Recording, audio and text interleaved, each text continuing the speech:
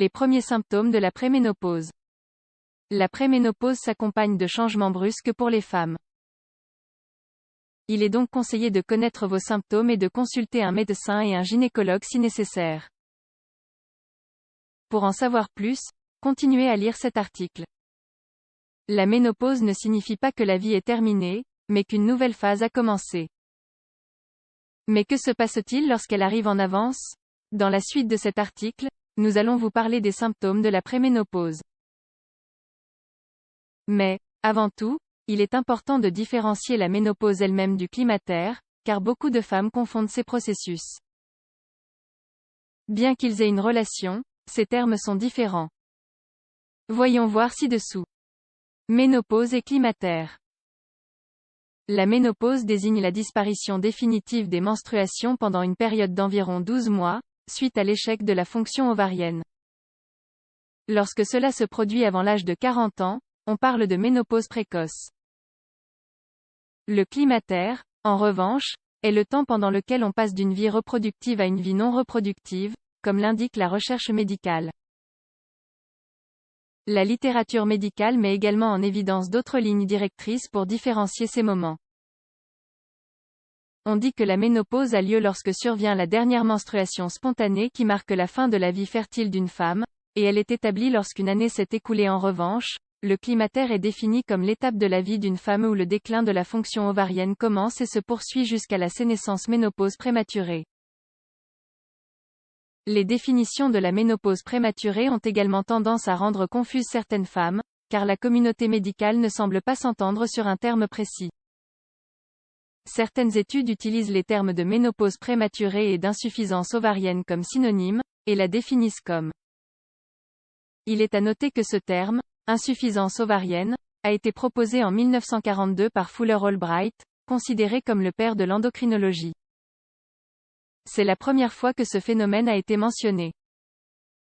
D'autres revues scientifiques mentionnent également les différents termes de la perte ovarienne. En tout cas, suivant la définition de l'expert en santé, Muntané, nous appellerons la préménopause la. Bien que les termes ne soient pas exactement précis, il est possible de reconnaître certains signes pour déterminer si vous êtes ou non confronté à la préménopause. Les symptômes de la préménopause. Si les règles ne disparaissent pas pendant au moins 12 mois continus, un diagnostic de ménopause ne peut être établi. Toutefois, si vous remarquez certains des symptômes énumérés ci-dessous, il se peut que vous soyez en préménopause. Si c'est le cas, il est recommandé de consulter un médecin. Cycles menstruels irréguliers.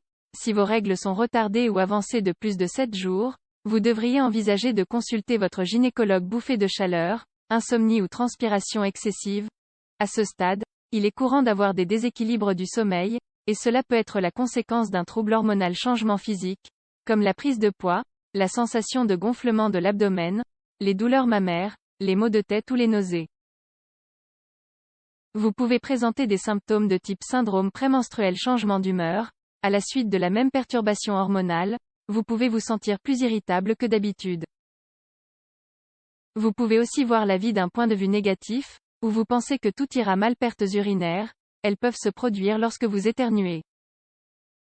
Cela peut être le signe que votre plancher pelvien ne va pas bien. Perte du désir sexuel, il est également lié à un déséquilibre hormonal. Il peut y avoir une sécheresse vaginale, une mauvaise lubrification, des démangeaisons vaginales, etc. Comment faire face à la préménopause? La période préménopausique peut être difficile à assimiler. Toutefois, il s'agit d'un processus naturel que nous ne devons pas craindre. En général, une autre étape commence, dans laquelle vous pouvez même vivre sans pression. À partir de 40 ans, il existe d'autres risques liés à la santé qui méritent d'être examinés, comme par exemple arthrose, cancer des ovaires, du sein ou de l'utérus, apparition des fibromyoses.